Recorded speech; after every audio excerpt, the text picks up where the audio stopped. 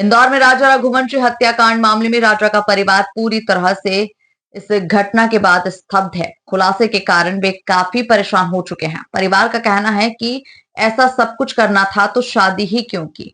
मां ने कहा सोनम की मां से बात हुई है।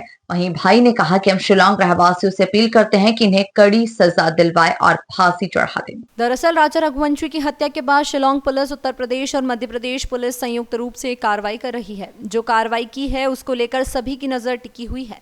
इसी के तहत जिस घर का बेटा आज मौत के घाट उतर चुका है उस परिवार से भी बात की गई। राजा की मां ने कहा कि हमें कुछ शंका हो रही थी, लेकिन हमने सोचा कि परिवार में ऐसा होता रहता है, दोनों बच्चे खुश रहेंगे, यही कामना के साथ हमने शादी की थी। शादी के पहले भी जब राजा सोनम से बात करता था तो सोनम हमेशा बहाने बनाकर फोन काट देती थी और इस बात का एक बार जिक्र भी हुआ था, जिस पर मैंने समझाइश दी थी। लेकिन राजा के सोने की चेन पहनकर हनीमून पर जाने को लेकर मां ने कहा था कि तुम चेन पहनकर नहीं जाओ। सोनम की मां का भी कहना है यदि सोनम का हाथ है तो उसे सजा मिलनी चाहिए। साथ ही राजा के भाई विपुल का कहना है कि शिलांग के सभी रहवासी इन्हें फांसी की सजा दिलवाने में हमारी मदद करें। साथ ही वहां पर जो वकील है वह इनका केस लड़े। परिवार से जब चर्चा हुई तो परिवार ने माना कि इस पूरी घटनाक्रम की जानकारी परिवार को थी, क्योंकि परिवार में सोनम की मां को सोनम ने सब बताया था कि मेरी शादी मेरी इच्छा के अनुसार करवा दे, यदि मेरी इच्छा के अनुसार शादी नहीं की जाती है तो मैं ऐसी घटना करूंगी, इसके जिम्मेदार तुम सब होंगे। यह बात राजा के भाई विपुल ने कही है। इनको मतलब मेरा वकील साहब से भी निवेदन है, सरकार से भी निवेदन है मेरा कि मेरे बच्चे के साथ बहुत बुरा करा इन लोगों ने, मतलब उसको ऐसा मारा, बहुत बेरहमी से मारा है। इनको कड़ी से कड़ी सजा दी जाए, फांसी की।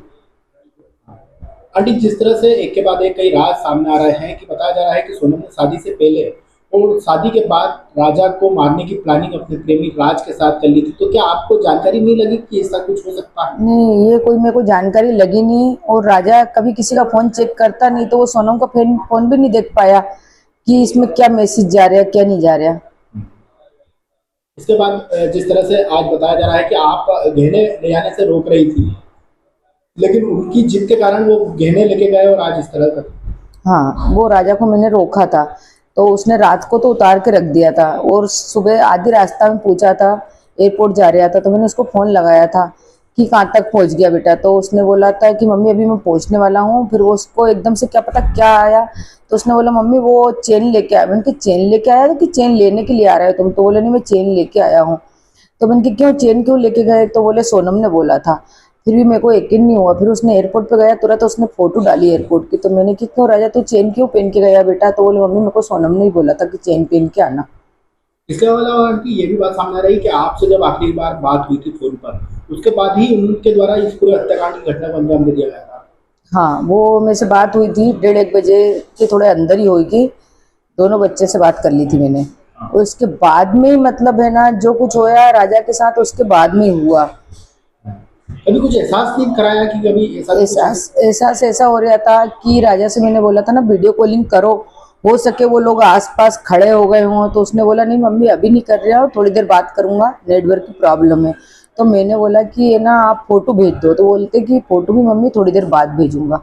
बस इतनी बात हुई थी। एक और चीजें, शादी को लेकर क्या बात हुई थी? क्यों शादी के पहले ऐसा कुछ नहीं था कि सोनम का? शादी के पहले जैसे राजा को थोड़ा सा ऐसा लगता था कि सोनम मेरे साथ टाइम नहीं दे पा रही है, तो शादी के बाद क्या टाइम देगी वो मेरे को। कुछ बातचीत करने में भी कतराती थी शादी के पहले, क्योंकि शादी 6 महीने पहले तय हो गई थी, बातचीत करते थे, तो उस दौरान ये बातचीत नहीं करती थी। हाँ, उस टाइम पे जैसे रात को राजा बात करने के लिए अपने रूम में जाता था तो थोड़ी बहुत बात करती थी। इसके बाद में वो फिर बोलती थी मेरा सिर दर्द कर रहा है, मेरे को सोना है, तो फिर वो सो जाती थी ऐसा बोल के।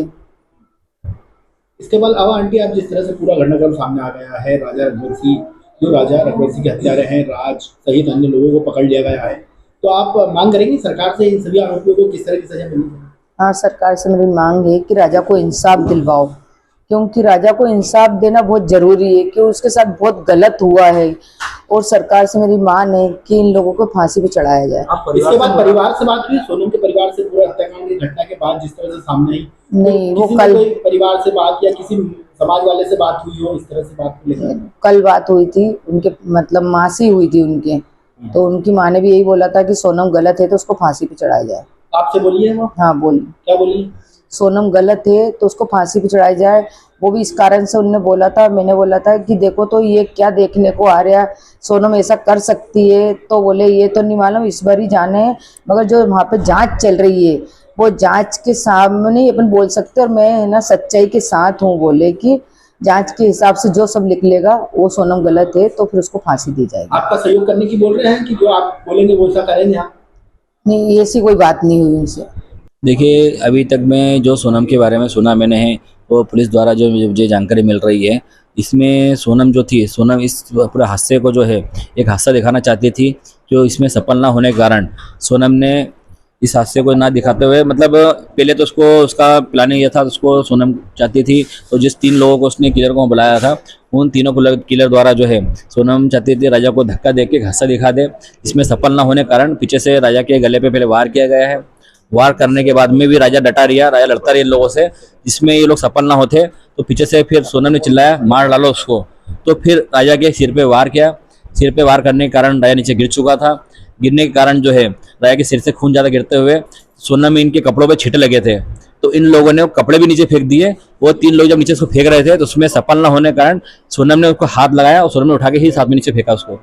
क्या मांग करते हैं? मैं शिलांग पुलिस से मेरा एक ही निवेदन इसके अंदर है, इसमें जितने भी सबूत इकट्ठे होते हैं उसमें बेस्ट सबूत इकट्ठे सारे कीजिए, और सारी जानकारी इसमें जो है उस प्रकार से मेरी इसमें विनती भी है, इसको फांसी देने की हमारी इच्छा इसमें है, इसको इन सभी लोगों को फांसी दी जाए।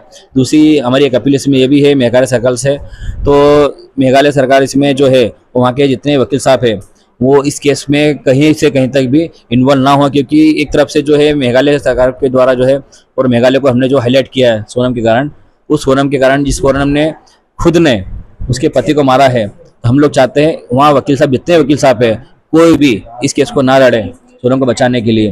दूसरी चीज़, वहाँ पे जितनी भी जनसंख्या है जो वहाँ पे अपने टूरिस्ट के थ्रू ही चलती है, टूरिस्ट लोगों को जो आना जाना है सोनम कारण जो बंद वहाँ पे हुआ है, तो उनका पेट इसी से पलता है। तो हम लोग चाहते हैं वहाँ की सभी पब्लिक से हम लोग ये चाहते हैं तो इसमें हमारा सहयोग करें और कोई वकील यहाँ पे ना खड़ा हुआ है। सोनम की माँ का लेकर आपने जिक्र किया, क्या सोनम का मम्मी का नाम इसलिए लिया हम लोगों ने है, तो अभी हमारे परिवार द्वारा हमको मालूम पड़ा इसमें ये है, तो सोनम ने जो है, सोनम ने उसकी मम्मी को बताया गया था तो मैं जिससे प्यार करती हूँ उससे मेरी शादी करा दो, शादी नहीं कराते कभी हो तो तुम जिससे मेरी शादी कराओगे फिर इसके बाद जो हादसा होगा जो मैं करूँगी तुम सब लोग देखते रह जाओगे। अच्छा, सोनम की माँ से सोनम ने कहा था उसकी बातचीत मम्मी से बातचीत मेरी को हो नहीं पा रही फिलहाल अभी, हमारे परिवार थ्रू भी।